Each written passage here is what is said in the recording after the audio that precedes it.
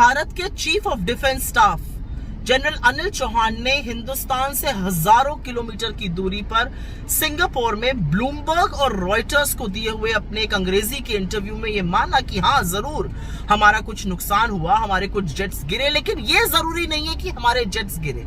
यह जरूरी है कि ऐसा क्यों हुआ, उनको क्यों गिराया गया और उसके बाद हमने क्या किया। और उन्होंने बताया कि हमने रीस्ट्रैटेजाइज किया और हमने घर में घुसकर उसके बाद पाकिस्तान को मारा, पाकिस्तान के एयरबेस काफी अंदर जाकर तबाह किए।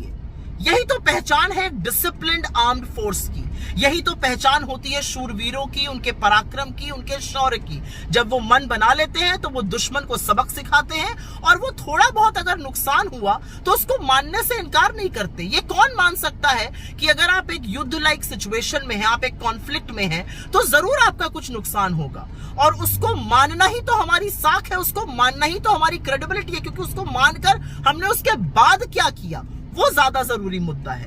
लेकिन सरकार उस पर लीपापोती क्यों कर रही है, नरेंद्र मोदी क्या छुपाने की कोशिश कर रहे हैं, ये अपने आप में संशय पैदा करता है। क्योंकि ना वो सिर्फ देश को भ्रमित कर रहे हैं, वो असल में सेना के मनोबल को कमजोर कर रहे हैं, उस सेना के मनोबल को जिसने पाकिस्तान को नाको चने चबवा दिए। और आप उनके इतने बड़े कीर्तिमान को छुपा छुपाई खेलकर, लीपापोती कर कहीं ना कहीं उनका मनोबल तोड़ रहे हैं। एक और बात, आज जब जनरल चौहान ने ये बड़ी बात बोली तो उन्होंने डिसिप्लिन आर्म फोर्स की तरह बात करी, लेकिन बीजेपी का जो इकोसिस्टम है, जो दो रुपल्ली के ट्रोल हैं, वो खड़े हो गए ये कहने के लिए कि ऐसा करके CDS chief of defence staff ने नैरेटिव खराब कर दिया है। अब वो समझाएंगे कि चीफ ऑफ डिफेंस स्टाफ कब, कहां, कैसे, क्या बोलेगा। ये वही लोग हैं जो विक्रम मिस्री के पीछे पड़ गए थे, उनकी बेटी को नहीं बख्शा था, और अब ये जनरल चौहान के पीछे पड़ गए। लेकिन असलियत ये है कि इन लोगों को किसी चीज की कोई समझ नहीं है। ये लोग सिर्फ ट्रोल कर सकते हैं। इनके जब सच और तर्क बोला जाता है, और तर्क बोलना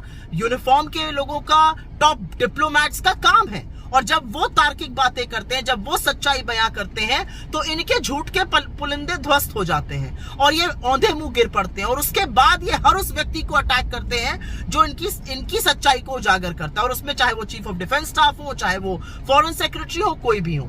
लेकिन यहां पर एक बात जरूरी है समझनी, ये वो लोग हैं जो सेना को कैसे लड़ाई लड़नी चाहिए, किसी खिलाड़ी को कैसे खेल खेलना चाहिए, किसी जज को जजमेंट कैसे देना चाहिए, ब्यूरोक्रेट को कैसे काम करना चाहिए, ट्रेड कैसे होना चाहिए, हर चीज का इनके पास जवाब है। असल में ये कुछ नहीं जानते, कुछ नहीं समझते हैं, और ये हर उस व्यक्ति के ऊपर आक्रमण करने को तैयार है जो इनके झूठ के पुलिंदे को ध्वस्त करता है। और यही काम आज ये हमारे चीफ ऑफ डिफेंस स्टाफ के साथ कर रहे थे। लेकिन सवाल आज इस बात का है कि जो बात चीफ ऑफ डिफेंस स्टाफ ने सिंगापुर के एक इंग्लिश इंटरव्यू में कही, क्या वो बात रक्षा मंत्री और प्रधानमंत्री इस देश के सदन को इस ऑल पार्टी मीटिंग में नहीं कह सकते थे? दो मीटिंग हो गई, वहां पर कुछ नहीं बताया गया। संसद के विशेष सत्र की डिमांड लगातार उठ रही है। जो बात आज चीफ ऑफ डिफेंस स्टाफ ने कही है, इसी बात का मुद्दा तो राहुल गांधी जी ने उठाया था, और इसी बात का मुद्दा विपक्ष ने उठाया, और आपने देशद्रोही का कगार दे दिया।